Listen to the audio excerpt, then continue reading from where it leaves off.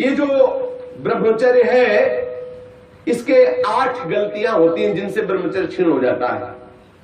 पहला, परस्पर दर्शन काम भाव से। स्त्री पुरुष का परस्पर दर्शन, आपने और कोई क्रिया नहीं हुई, केवल आपने काम भाव से युक्त होकर पुरुष को देख लिया या पुरुष स्त्री साधक को देख लिया, बस गंभीरता पूर्वक अंदर वासना पूर्वक आपने देख लिया। अब आपका ब्रह्मचर्य टिक नहीं सकता, किसी भी तरह से क्षीण हो जाएगा, आपको पता भी नहीं चलेगा। ये 8 प्रकार की गलतियों को सुधार कर लिया जाए तो पूर्ण ब्रह्मचर्य का अनुभव होने लगेगा। कभी भी किसी माता बहन की तरफ दृष्टि जाए, तत्काल उनमें भगवती का भाव करते हुए, जगदम्बा का भाव करते हुए, या श्री जी की सहचरियों का भाव करते हुए, या अपनी बहन का भाव करते हुए। हाँ, अपनी बहन में कहीं गलती भावना थोड़ी आती है, अपनी माँ में कहीं गलत भावना थोड़ी आती है, अपनी बेटी में कहीं गलत भावना थोड़ी आती है। ऐसे सद्भाव रखिए, कोशिश कीजिए कि उनके मस्तक और केशों पर, नेत्रों पर दृष्टि न जाए, चरणों पर दृष्टि रहे। जो चाहे आपन कल्याणा, सुजस सुमति शुभगति शुभ नाना, सो परनार लीलार गुसाई, तजो चौथ के चंद्र किनाई। जैसे चौथ के चंद्रमा को देखने से कलंक लगता है, लोग बचते हैं, ऐसे ही माता बहनों के नेत्र, मस्तक और केस, इन 3 को देखने के लिए अपनी दृष्टि को बचा लो। नेत्रों में नेत्र न मिलने पावे, उनके ललाट और उनके केस पास पर दृष्टि न जाने पावे, उनके चरणों पर दृष्टि रहे। संभाषण करना हो तो सर नीचा करके ही उनसे संभाषण करो। ये आद्य शक्ति जगदम्बा के अंश स्वरूपा है, ये श्री जी की सहचरी है। ऐसा भाव रखकर उनसे वार्ता करो। ज्यादा देर वार्ता मत करो, ये एकांत में वार्ता मत करो। जहां दर्शन हो तत्काल नेत्र हटा लो। अगर दर्शन होते ही आपने काम भाव से उनको देख लिया तो फिर आप ब्रह्मचर्य नहीं रह सकते, या वो ब्रह्मचर्य नहीं रह सकती जिसने पुरुष को काम भाव से देख लिया। पहली गलती। दूसरा है स्पर्श करना, किसी भी बहाने से परस्पर स्पर्श करना, किसी भी अंग का स्पर्श करना। हम भले प्रकट नहीं कर रहे हैं अपनी वासना, लेकिन किसी भी बहाने से पुरुष या स्त्री के शरीर का स्पर्श करना परस्पर विपरीत भावना से, यह दूसरा लक्षण। यदि आप प्रकट तो नहीं कर रहे लेकिन किसी भी बहाने से आप स्पर्श कर रहे हैं, आपके अंदर काम का भाव चल रहा है, तो आप ब्रह्मचर्य नहीं रह सकते, आपका ब्रह्मचर्य क्षीण हो जाएगा। दूसरी गलती है। तीसरी गलती, केल विलास क्रीड़ा को देखना। किसी भी जीव के केल विलास क्रीड़ा को देखने से अपने मन में वैसे भावुकता प्रकट हो जाती है और हम ब्रह्मचर्य खो बैठते हैं।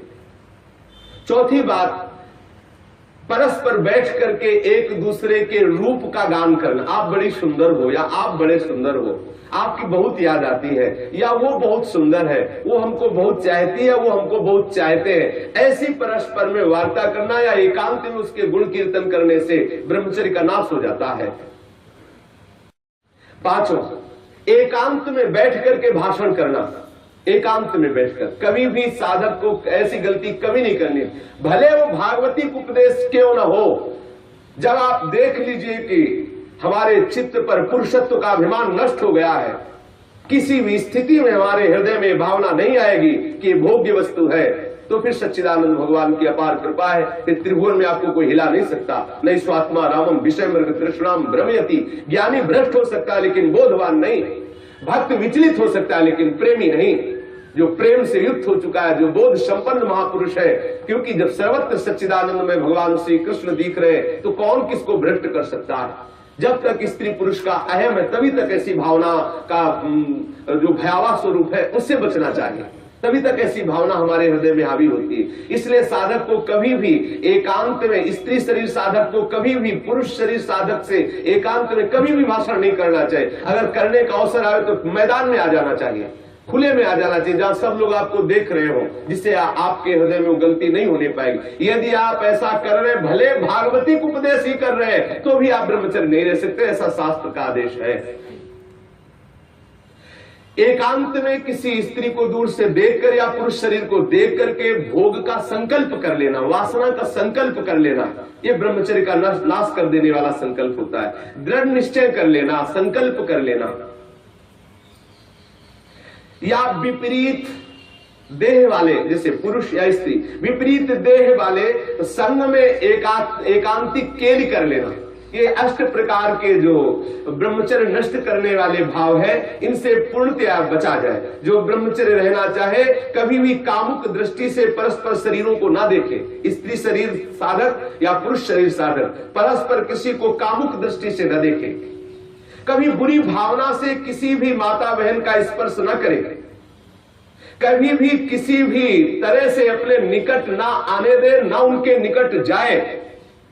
ये बहुत काम की बात है, इसे साधारण मत समझिए। हम भजन करते हुए भी जो आनंद का अनुभव नहीं कर पा रहे, यही गलती है, हम यही मिस्टेक कर रहे हैं। भले हम किसी का संपर्क नहीं कर रहे, लेकिन हमारे अंदर वासना की गणित लगती रहती, इसीलिए हमें परमानंद का अनुभव नहीं हो रहा। हमें सावधानी रखनी है।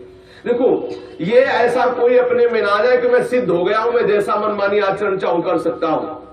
भगवान व्यास देव जी ने लिखा है कि बड़े बड़े विद्वान भी इस आकर्षण में अपने आप को ढीला मानते हैं और गिर सकते हैं। इसलिए सावधानी पूर्वक, विद्वानों को भी ये जो आकर्षण है खींच सकता है, इसलिए सावधान रहे। कभी भी ब्रह्मचर्य व्रत धारण करने वाले उपासक को या गृहस्थ धर्म धारण करने वाले गृहस्थी को भी अपनी पत्नी के सिवा कभी और के साथ एकांत में संभाषण नहीं करना चाहिए। किसी को काम भरी दृष्टि से नहीं देखना चाहिए, किसी के काम भाव से स्पर्श नहीं करना चाहिए, किसी को काम भाव से न समीप आने देना चाहिए न समीप जाना चाहिए। कभी किसी को एकांत में परस्पर विरोधी शरीर वाले को, स्त्री पुरुष शरीर वाले को खेलना नहीं चाहिए। कोई भी खेल अकेले में नहीं खेलना चाहिए। कभी भी एकांत में बैठकर मजाक नहीं करना चाहिए, कभी भी एकांत में बैठकर बातचीत नहीं करनी चाहिए। अपने मन को ही आप मित्र और शत्रु समझो। विषयों में लगा हुआ मन शत्रु है और प्रभु के भजन में लगा हुआ मन मित्र है। इसलिए सावधान, कभी भी एकांत में ब्रह्मचर्य व्रत धारण करने वाले को स्त्री का संग कदापि नहीं करना चाहिए, नहीं तो उसके हृदय में वासना जागृत हो ही जाएगी।